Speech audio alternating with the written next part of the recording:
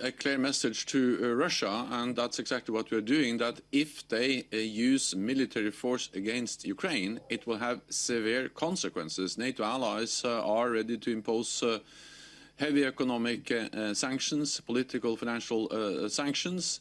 NATO provides support to Ukraine. We help Ukraine with modernizing their defense and security institutions, and NATO allies provide trainers, equipment. So Ukraine can also impose costs on Russia if they once again invade Ukraine. And then thirdly, and most importantly for NATO allies, is that of course we are also ready to step up, as we actually now do, our military presence in the eastern part of the alliance to prevent any misunderstanding or room for miscalculation about NATO's ability and readiness to protect and defend all allies. So we are a continued military build-up by Russia, and of course that is something we follow very closely.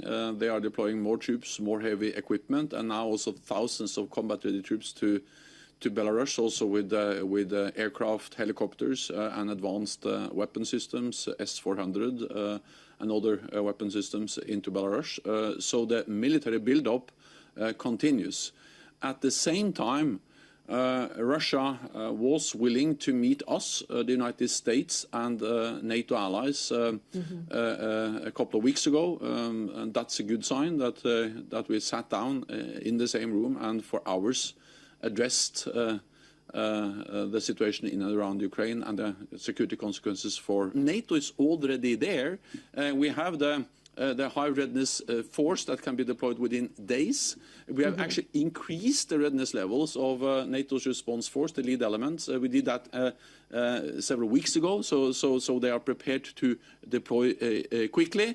And then on the NATO side, we are ready to engage in political dialogue, but we're also ready to respond if Russia chooses an armed conflict, confrontation.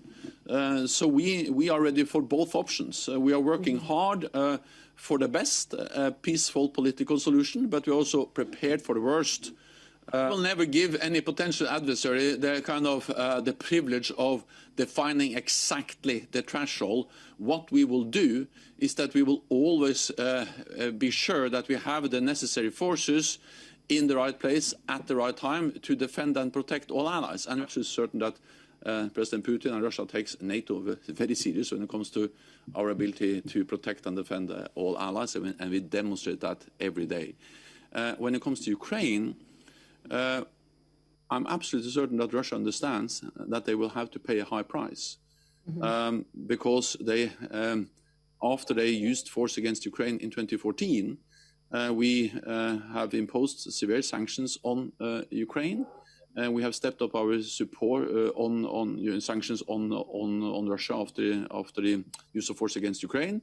We have provided support to Ukraine, stepped up that. And we have increased our presence in the eastern part of the alliance. If Russia wants less NATO at its borders, they have actually achieved exactly the opposite. And if they use force again against Ukraine, they will achieve even more NATO at their borders. So that's, of course, a price for Russia, meaning that they have consequences if they violate international law, if they invade another country. But the consequences are different if they invade a partner, Ukraine, than if they invade a NATO ally. We have actually decided that an attack in cyberspace can trigger Article 5. And therefore, we are ready to respond. But that can be in cyberspace, but it can also be in another domain. That's for NATO to decide, depending on what's going on in and around Ukraine. We see a continued military build-up. We see the threatening rhetoric, and we also see the track record of Russia being willing to use force against Ukraine before. But at the same time, we have conveyed a message that there will be a high price to pay for Russia if they do so, and Ukrainian forces are much stronger now than back in 2014.